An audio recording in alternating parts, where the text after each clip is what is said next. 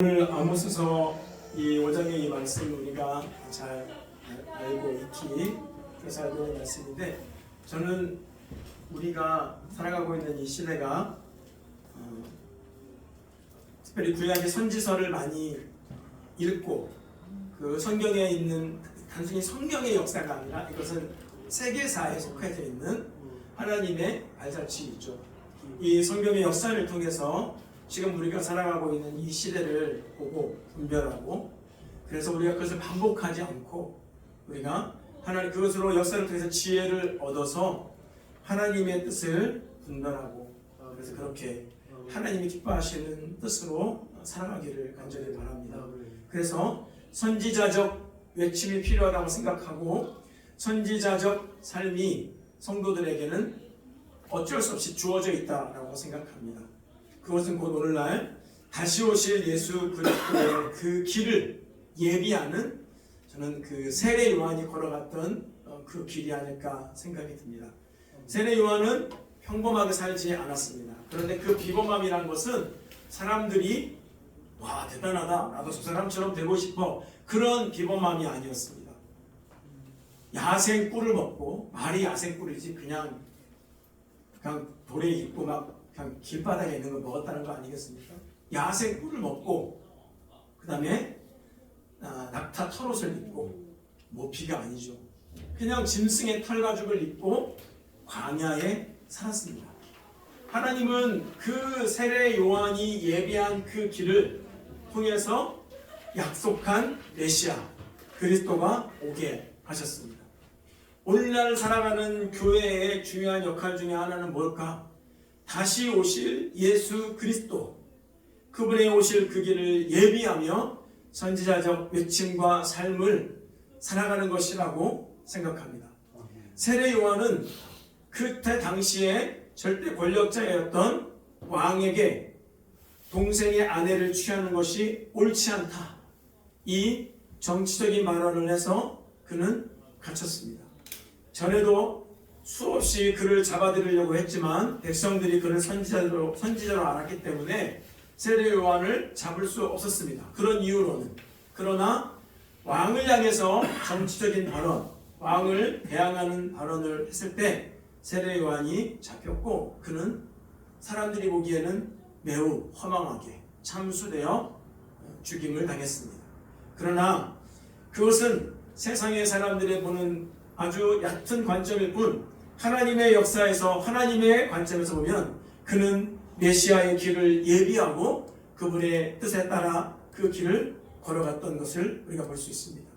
오늘날 교회는 이 세상에서 어떻게 하면 그 명성과 그것을 드높여서 그것을 통하여 하나님께 영광을 돌릴까라는 것을 고심하기 전에, 그것이 아니라 다시 오실 예수 그리스도의 그 길을 예비하며 그리스도의 선한 영향력으로 순결한 신부의 옷을 입고 선지자적 삶, 그리스도의, 다르게 말하면 그리스도를 따르는 제자의 삶으로 그 길을 걸어가는 것이 교회의 유일한 삶의 모습이라고 생각합니다.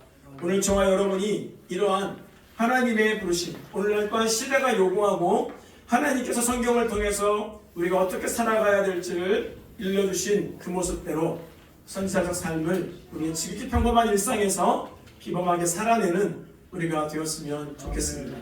이스라엘은 하나님이 자신들의 하나님이라고 착각했습니다.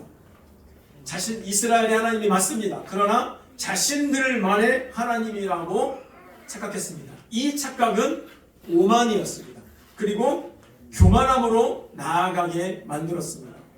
자신들만의 하나님이라고 착각했던 그들은 정작 하나님의 율법을 어기고 우상 숭배를 밥 먹듯 했습니다. 가증한 일들을 했습니다. 그러면서도 하나님이 자기들의 하나님이라고, 어느 누구도 이 하나님을 자기의 하나님이라고 말할 수 없고 이거는 우리가 독점하는 것처럼 그렇게 오만하게 생각했습니다. 그래서 그들이 힘이 비록 없다 할지라도 하나님께서 자기들의 하나님이기 때문에 반드시 자기들을 구원하실 거고 자기들을 머리가 되게 하실 것이라고, 원수들을, 자기들을 조금이라도 괴롭히고 있는 그런 나라들과 힘있는 강대국들을 쳐서 멸할 그 날이 올 거라고 그렇게 여겼습니다. 여호와의 날, 이 아모스서에서는, 이 특별히 구약의 선지서에서는 여호와의 날이라는 말이 아주 중요하게 등장합니다. 여호와의 날, 그날은 하나님께서 그의 백성을 돌아보시는 날, 하나님이 약속하신 날이요 그의 백성을 구원하는 날이었습니다. 그러나 또한 모든 열방의 죄악들을 심판하는 날이기도 했습니다.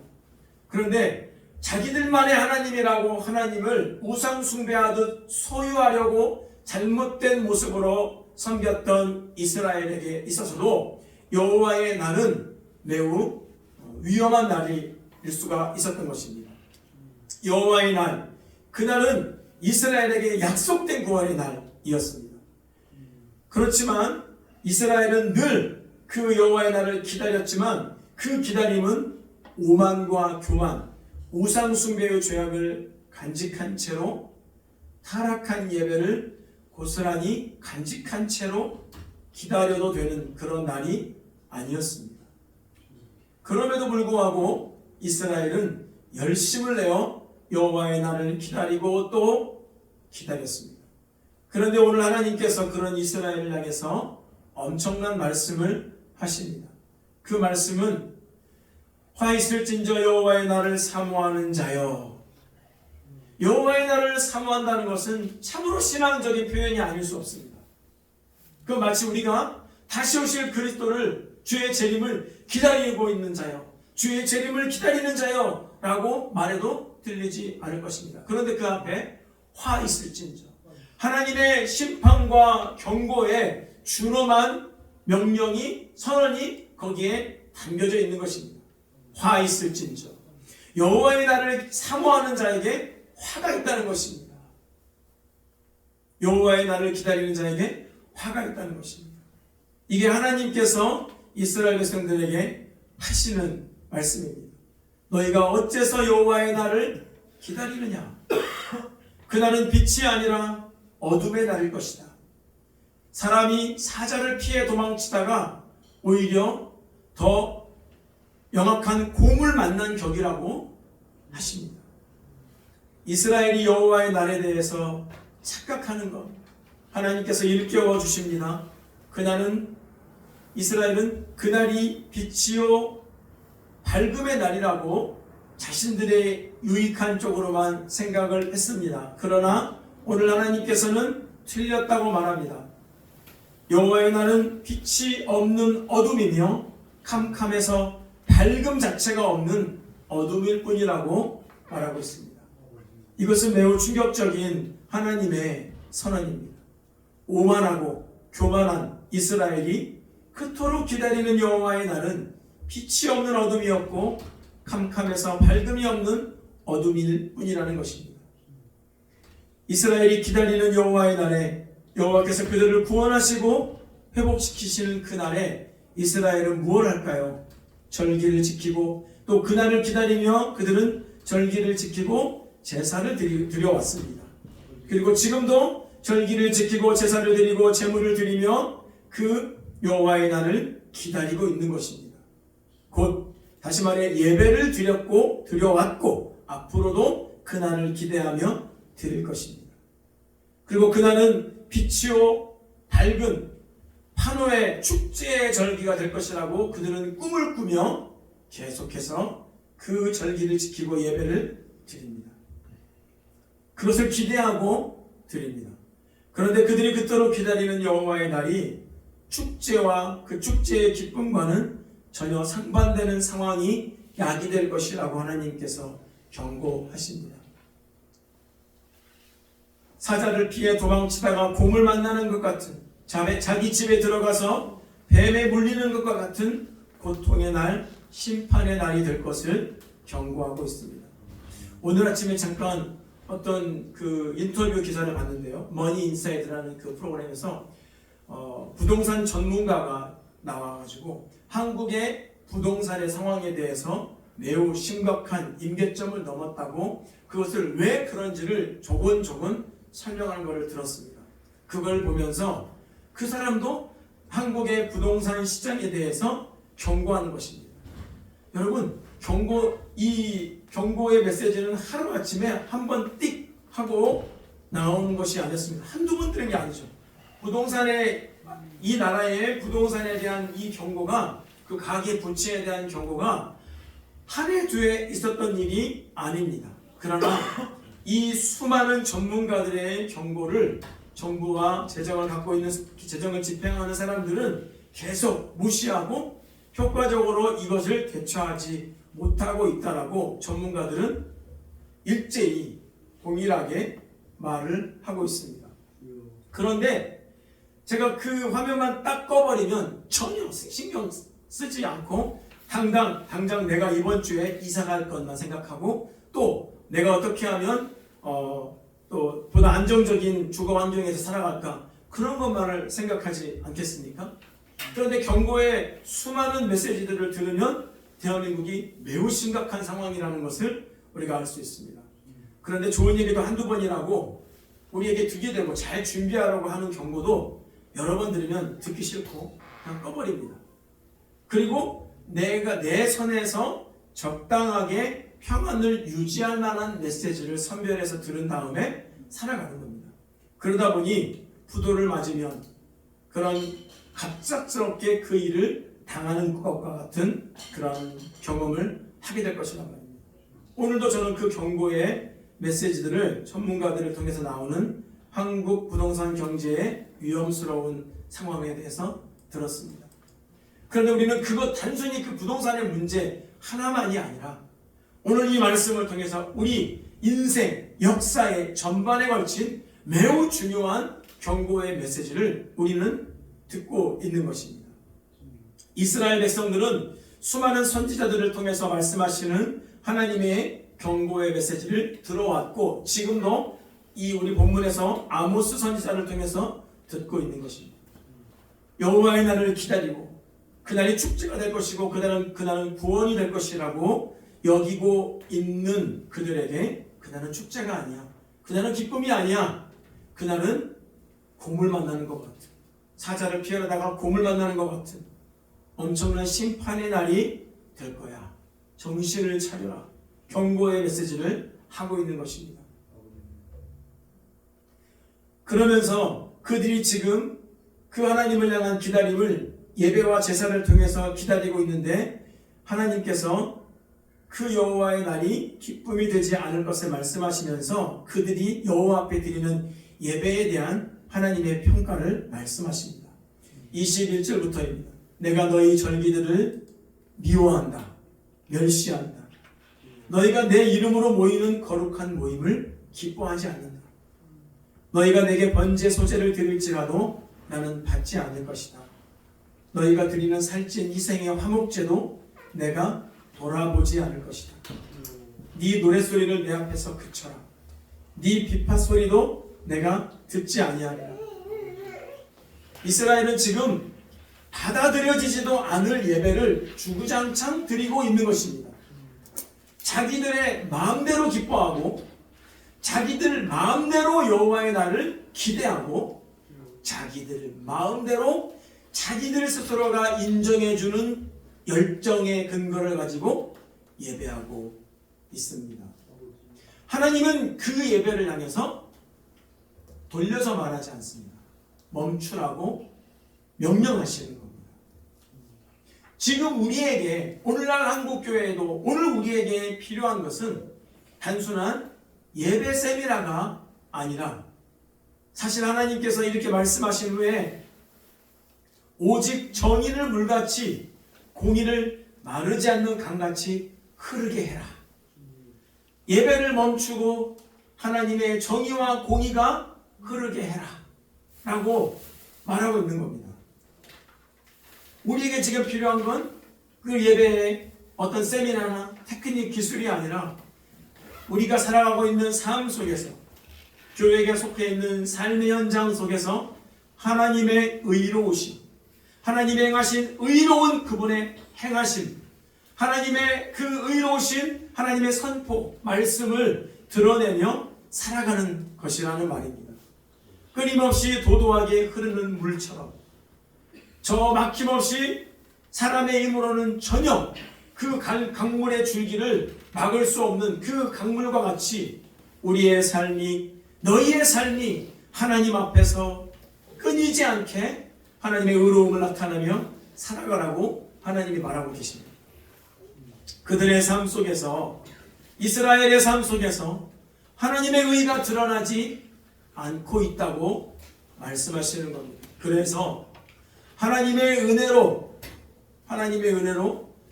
자녀된 백성들이 오히려 하나님의 은혜로 자녀가 된 백성들이 그들의 삶 속에서 하나님의 은혜를 거부하는 삶이 만연되어져 있는 것입니다. 정작 하나님께 불순종하고 있는 것입니다. 받아들여지지도 않을 예배, 상달되지도 않을 기도를 멈추지 않고 드리는 이 아모스 선지자 사역 당시에 이스라엘은 그야말로 태평성대와 같은 평안함이 온 나라에 드리우고 있었던 것입니다. 그러나 그것은 눈에 보이는 잠깐인 현상일 뿐 실제로는 그렇지 않았다는 것입니다. 겉으로는 화려하게 보여도 그 내면에서는 하나님이 기뻐하시지 않는 온갖 우상과 교만과 가증스러움이, 그리고 삶 속에서 하나님의 의라고는 찾아볼 수 없는 불의가 만연되어 있었다는 것을 말해주고 있습니다. 그러므로 형제들이여, 내가 하나님의 자비하심으로 여러분에게 권합니다. 여러분의 몸을 하나님께서 기뻐하시는 산제물로 드리십시오. 이것이 여러분이 드릴 영적 예배입니다. 여러분은 이 세대를 본받지 말고 오직 마음을 새롭게 함으로 변화를 받아 하나님의 선하시고 기뻐하시고 온전하신 뜻이 무엇인지 분별하도록 하십시오. 나는 내게 주신 은혜를 힘입어 여러분 각 사람에게 말합니다. 여러분은 마땅히 생각할 그 이상의 생각을 품지 말고 오직 하나님께서 각 사람에게 나눠주신 믿음의 분량대로 분수에 맞게 생각하십시오. 마땅히 생각해야 하는 여러분 믿음의 분량에 맞는, 분수에 맞는 생각이란 무엇입니까? 그것은 정신이 온전하고 지혜롭고 신중하게 분별력 있게 그리스도인으로서 자신의 삶을 드리며 살라는 말일 것입니다. 그러나 우리는 그리스도인으로 생각하며 살아가는 것이 피곤하고 무척 제한적인 일이고 때로는 답답하다고 느끼고, 게다가 오늘날에는 설상가상 타인들로부터 기독교에 대한 혐오의 정서가 짙게 드리운 이 시대에서 그리스도인으로서 우리의 삶을 하나님이 기뻐하시는 뜻을 좇아 그분의 오르심을 나타내는 의로운 삶의 모습으로 하나님의 정의와 공의를 드러내는 삶으로 살아간다는 것이 매우 쉽지 않은 시대라고 여기면서 살아가고 있는 중입니다. 그런데 로마서 12장 방금 읽었던 9절 이후에 바울이 권면하는 그리스도인의 삶의 예배를 봅시다. 사랑에는 거짓이 없어야 합니다. 악한 것을 미워하고 선한 것을 붙드십시오. 형제의 사랑으로 서로 사랑하고 서로 먼저 존경하며 열심을 내 일하고 성령으로 뜨거워진 마음으로 주를 섬기십시오. 소망 가운데 기뻐하고 환난 가운데 참으며 기도에 항상 힘쓰십시오. 성도들의 쓸 것을 공급하고 나그네를 대접하는 일에 힘쓰십시오. 여러분을 핍박하는 사람들을 축복하십시오. 축복하고 저주하지 마십시오. 기뻐하는 사람들과 함께 기뻐하고 우는 사람들과 함께 우십시오. 서로 마음을 같이하고 교만한 마음을 품지 말고 오히려 비천한 사람들과 사귀고 스스로 지혜 있는 채 마십시오. 아무도 악을 악으로 갚지 말고 모든 사람 앞에서 선한 일을 힘써 행하십시오. 할 수만 있으면 모든 사람들과 평화롭게 지내십시오. 사랑하는 형제들이여, 여러분이 스스로 원수를 갚지 말고 하나님의 진노하심에 맡기십시오. 기록되기를 원수를 갚는 것이 내게 있으니 내가 갚아주겠다라고 주께서 말씀하십니다. 네 원수가 굶주려 있으면 먹이고 목말라 있으면 마실 것을 주어라. 이로써 네가 그의 머리 위에 숯불을 쌓을 것이다. 악에게 지지 말고 선으로 악을 이기십시오. 이것이 사도 바울이 로마에 있는 그리스도인, 로마라는 절대적인 권력 앞에 거의 성도 대부분 50% 이상, 아니 60, 70% 이상이 여전히 노예의 신분이었던 그리스도인 형제자매들을 향해서 외치는 삶으로 드려야 될 예배의 모습입니다. 그러나 저는 이 말씀을 읽으면서 오늘날 내가, 오늘날 그리스도인이, 오늘날 우리 교회가 이 삶의 예배의 부분을 얼마나 하나님의 이 그리스도의 모든 사랑을 다 끌어담아서 나에게, 우리에게 던져주시는 권면 앞에 내가 어떻게 살아가고 있는가 돌아보지 않을 수 없었습니다. 아모스 당시에 이스라엘 백성들은 기가 막히게 예배를 많이 드렸습니다. 성전에서 찬양 소리가 끊어질 날이 없었습니다. 예물은 넘쳐났으며 율법의 낭송은 끊임없었습니다. 그러나 그들의 삶 속에서는 가난한 자를 학대하고 부당한 세금을 받으며 이러한 사회적 불의가 만연되어져 있었습니다. 저는 사회의 정의의 복음을 외치는 것이 아니라 그리스도인인 성도가 삶 속에서 어떻게 하나님의 의로우심을 나타내며 살아갔어야 했는지를 말하고 있는 것입니다. 이것을 프레임으로 가두려 하면 안 됩니다. 이것은 여야의 문제가 아니라 하나님의 진리 앞에 우리가 반응하는 습관, 반응하는 삶의 관성이 잘 배어 있느냐 그렇지 않느냐의 문제입니다. 이스라엘 백성들은 종교적인 열심과 예배와 헌금은 넘쳐났지만 그들의 삶은 하나님의 뜻과 거리가 멀었습니다. 오늘날 우리는 기독교 혈로 시대에 살아가고 있습니다. 이것을 인정하십시오. 받아들이십시오. 기독교는 머저리티가 아니라 마이너리티입니다. 그런데 아직도 정신 못 차리는 세속적인 그리스도인 지도자들은 우리가 이 문화의 주류야, 우리 때문에 살고 있는 거야, 이렇게 말합니다. 하나님은 대한민국에 하나님의 복음으로 말미암아 많은 그분의 선하신 일들을 이루어내셨습니다. 그러나 그것이 오늘날 교회가 세상을 향해서 자랑해야 될 결정적인 근거로, 눈에 보이는 근거로만 작용되어져 온 그 결과는 참혹했습니다. 여전히 교회는 하나님 그분 자신이 아니라, 하나님의 하나님 되심이 아니라 그분께서 신실한 주의 종들을 통하여 이루어 놓으신 그 몇 가지 일들을 근거로 자신들의 기득권을 주장하고 있는 셈이 되었기 때문입니다. 이것은 위기입니다. 이스라엘 백성들에게는 여전히 성전이 있었고 율법이 있었으며 하나님의 어떤 언약이 있었습니다. 겉보기에는 부족함이 없었습니다. 그러나 하나님은 그들의 예배를 고발하고 있는 것입니다. 하나님은 성도들의 삶을 고발하고 있는 것입니다. 그들의 예배를 받지 않고 있다고 현 주소를 말해주는, 내가 지금 너희 예배를 받지 않고 있다. 너희 예배와 기도와 찬양이 전혀 나에게 상달되지 않고 있다라고 말해도 상관이 없습니다. 이게 종교의 무서움입니다. 백성들은 여전히 여호와의 날이 그들의 고통을 끝내줄 것이라고 여기고 그 날이 오기를 바라고 있습니다. 그러면서도 그들의 삶은 세상적입니다. 여호와 하나님을 기다린다고 예배는 열심히 드리지만 정작 그들은 자신의 탐심을 채우고 있었습니다. 세상의 강대국을 의지하고 있었습니다. 세상의 우상을 자신들의 성전 안에 삶에 드리며 타락한 예배를 드리고 있었습니다. 그리고 그들의 삶에서는 가난한 자를 향한 학대와 압제가 있었습니다. 정작 자신들이 애굽에서 430년간 학대와 박해를 받고 압제를 받았던 것을 까마득히 잊어버리고 이웃들을 압제하고 학대했던 것입니다. 그들의 예배가 드려지겠습니다. 그들의 예배가, 그들의 찬양이 아무리 듣기에 은혜로운들 하나님 앞에 영광으로 상달되겠냐 이 말입니다. 그렇지 않지 않습니까?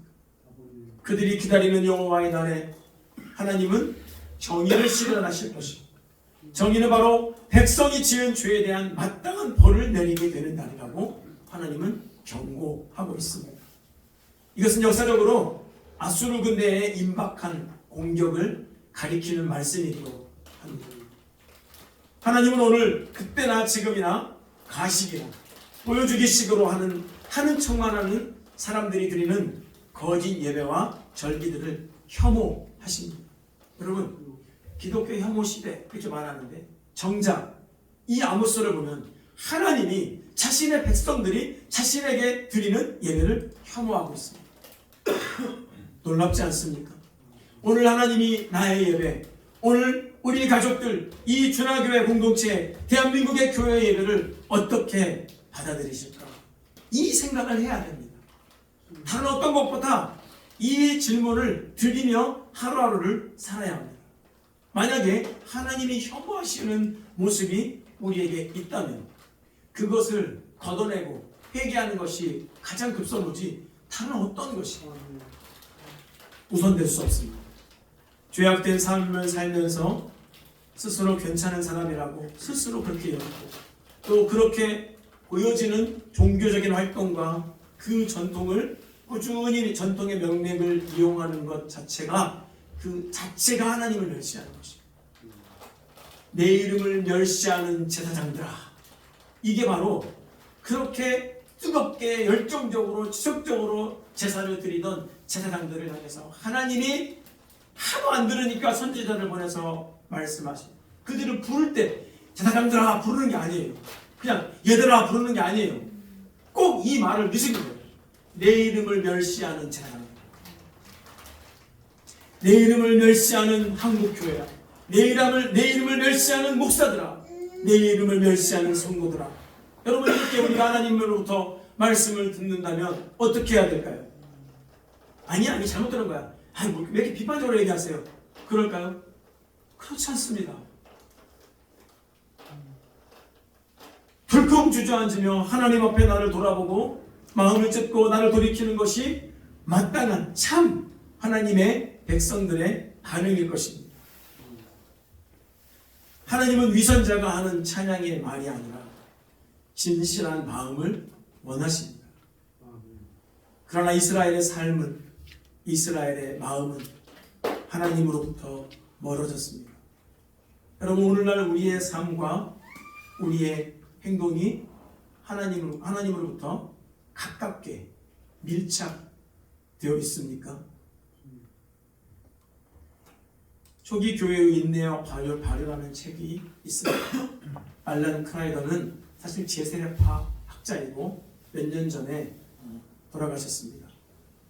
그런데 이분이 쓰고 있는 초기 교회, 우리가 쉽게 말하면 초대교회를, 이분은 초대교회, 사도행전에 있었던 초대교회뿐만 아니라 1세기부터 3세기까지의 교회를 통틀어서 초기 교회로 표현합니다.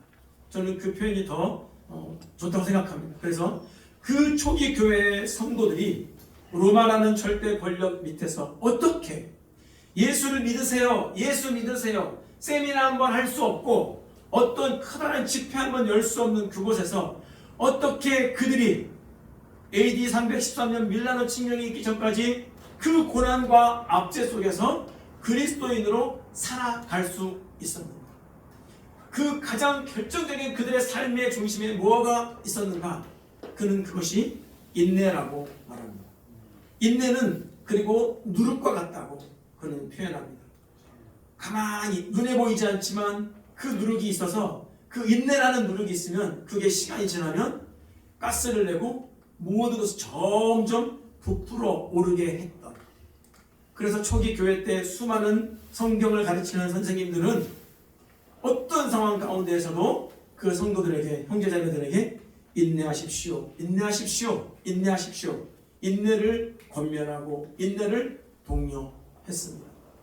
그러나 알렌 크라이더는 그 34년 이후에 교회가 지상으로 올라오고 난 이후에 점점 그 인내가 사라지기 시작했다고 안타까워하며 고발하고 있습니다. 오늘 우리에게 필요한 것은 하나님의 다시 오실 그 약속을 바라보면서 하나님의 복음의 약속을 온전히 의지하면서 인내를 온전히 이루며 그리스도인으로서 우리에게 주어진 삶을 살아가는 것일 것입니다. 그럴 때 우리의 삶은 위선이 아닌 하나님 앞에 간절한 진정한 고난 중에도 소망을 바라보며 드리는 예배가 될 것이기 때문입니다. 동아일보 1935년 12월 1일자 기사입니다. 제목은 유해 요구에도 불응. 도 당국의 태도는 강경. 유해라는 것은 좀 뒤로 밀어달라는 것이죠. 유해 요구에도 당국이 어딥니까? 일본이죠. 우리나라를 강제 점령하고 있는 일본이 불응했다. 그리고 도 당국의 태도는 여전히 강경했다. 당시 미션 스쿨의 재학생은 현재 10만 명. 12월 13일에 평양 노회를 긴급 개최해서 이 신사참배 문제를 가지고 회의를 합니다. 신사참배 문제는 이미 보도한 바와 같이 문제가 확대되고 있다. 지난 25일 오후 2시에 미션회 위원인 경성 홀드크로프트 씨, 평양의 피칼 씨가 평안남도 야스타케 지사를 방문하고 미국 미션회 본부에서 총무가 조선으로 와서 그 문제에 대해 협의할 거기 때문에 내년 7월까지 기다려달라고 야스타케 씨에게 청했다. 이에 대하여 야스타케 지사는 내년 7월까지 기다릴 수 없으며 수일 내로 관계 학교에 통지를 발송할 것이니 신사에 참배하지 아니하면 신사참배에 참가하지 않으면 그때 최후 수단을 취하겠다고 밝혔다. 문제가 이같이 확대되자 어쩔 수 없이 평양노회는 12월 13일 장대현 예배당에서 200여 목사와 선교사들이 모여 신사참배 문제에 대해 토의할 것이라고 한다. 현재 목사와 선교사의 태도가 강경해 결국 문제는 더욱 확대될 운명에 있는데 만일 문제 해결이 곤란할 경우에는 최후 귀결로 평양은 물론 전 조선에 널려 있는 학교가 폐교 지경에 이를 것이라고 한다. 이 미션의 개통학교는 전문학교 1개, 중학교 12개, 소학교 60개로 수용하고 있는 생도 수는 실로 10만 명을 넘어 실로 이 문제와 해결 여부가 사회에 중차대한 영향을 미치리라 한다. 오노 조선총독부 학무과장은 이 문제에 대해서 다음과 같이 말했다. 이 문제는 매우 간단 명료한 것이다. 신사참배는 국가적인 의식이지 종교의식이 아니다. 그러므로 신사에 참배하지 않는다는 것은 국가의식에 참배하지 않는다는 것이 된다. 그렇다고 하면 일본 영토 안에서 일본 국가의식에 참가하지 않는 것은 결국 일본에 복종하지 않는 것이 된다. 헌법에도 신사는 종교가 아니라는 것이 명백하다. 이럼에도 불구하고 조선에 많은 공헌이 있는 기독교 선교사가 경영하는 학교들이 이 문제 때문에 폐교한다고 하는 것은 당국으로서는 도무지 이해할 수 없는 것이다. 만약 이것이 사실이라 하여 폐교하고 선교사들이 돌아간다 해도 당국으로서는 어찌할 수 없는 일이다. 그리고 기독교 중에서도 가장 구파인 천주교에서 3년 전에 이런 문제가 있었으나 로마 교황의 특사가 와서 원만히 해결하고 국가의식에 참가하게 되었다. 그러므로 기독교도 국가의식인 신사참배의 문제는 문제될 것이 전혀 없을 것으로 생각한다. 이게 조선총독부 학무과장인 오노 학무과장이 단언하면서 내린 것입니다. 그때 이후로 한국의 교회는 총회에서 신사참배를 가결하게 된 것입니다. 그럼에도 불구하고 고신이나 일부 목사님들은 끝까지 그것을 반대하면 투옥을 당하고 순교를 당했습니다. 한국교회는 놀랍게도 그때 이후로 신사참배 가결의 결정적인 이유는 학교의 폐교를 막기 위한 것이었습니다. 그러나 오늘날을 보십시오. 학교가 그때 이후로 계속 열려 있었지만 선교사들이 그렇게 세웠던 학교들의 채플은 유명무실하게 되었습니다. 채플은 종교적인 의식 최소한의 의식의 그런 요식행위가 된 것이 참으로 가슴 아픈 현실입니다. 그러나 신사참배라는 것은 모든 그리스도인들의 일상이 달려있는 문제이기도 했습니다. 그리스도인은 삶을 살아갑니다. 그리스도인도 삶을 살아야 합니다. 그러나 일상의 삶 속에서 하루도 아니고 한 달도 아니고 수십 년 동안 아니 언제 끝날지도 모를 국가의식인 이 신사참배, 이것은 종교가 아니라고 말하는 일본의 논리에 그대로 순응하면서 하나님 아닌 다른 사람에게 절하고 숭배한다면 이것이 얼마나 하나님이 기뻐하시지 않는 일이었겠습니까? 하는 것입니다. 역사적으로 네가 그렇게 쉽게 말할 수 있어? 너 그때 네가 돌아갔으면 네가 그렇게 쉬운 것이 아니야. 그런 문제가 아니야.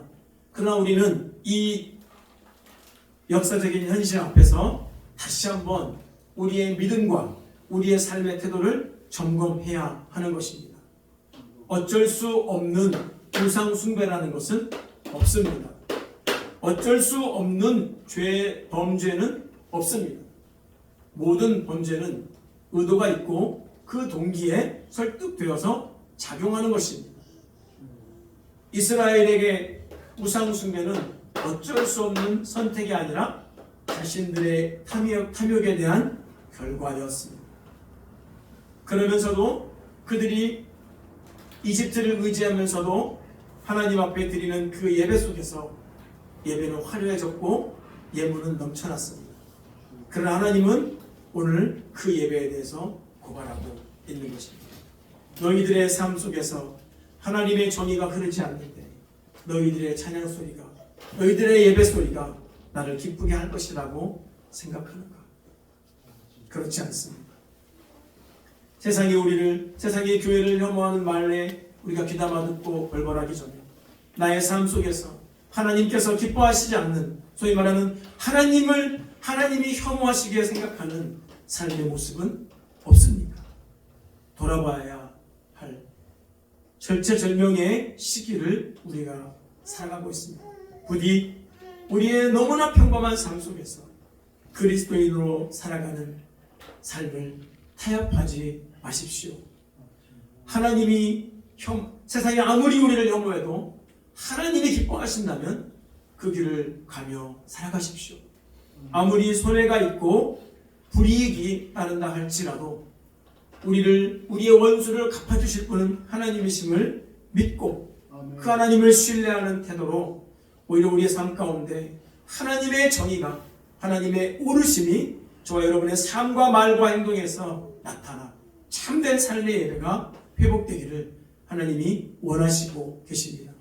그러한 이 나라의 민족의 교회가 또한 되기를 바라고 남은 한 주간 동안에 우리의 삶이 되시기를 주님의 이름으로 권면드립니다. 기도하겠습니다. 살아계신 하나님 아버지, 우리의 예배와 찬양이 삶으로 이제 확장될 시간입니다. 하나님, 하늘의 것을 구하기 위해서 이 찬양이 이 예배당 안에서만 머물러 있지 않고 이 예배당을 떠나는 순간, 우리 각자의 삶의 터전으로 돌아가는 순간 더욱 진실한 찬양이요, 더욱 진실한 간절한 소망을 담은 고백으로 되게 하여 주시고 그렇게 살아가게 하여 주시옵소서. 세상에 아무리 예수 믿는 사람들을 비아냥거리고 혐오하는 시선으로 바라본다 할지라도 그럼에도 불구하고 하나님이 우리를 인정해 주시고 하나님이 우리를 옳게 여겨주시는 그 뜻대로 우리의 삶을 기꺼이 산제물로 드리는 한 주간의 삶이 되게 하여 주시옵소서. 그 삶을 살다가 때로는 힘들고 지치고 분하고 낙담되어서 우리가 다시 주일날 만났을 때 서로를 얼싸안고 서로를 위로해주고 서로의 삶을 나눈 가운데 정말 서로를 같이 기뻐해주고 같이 울어주는 그러한 공동체로 더 든든히 살아갈 수 있도록 우리를 붙들어 주시옵소서. 감사와 찬양을 드리며 예수님의 이름으로 기도하옵나이다.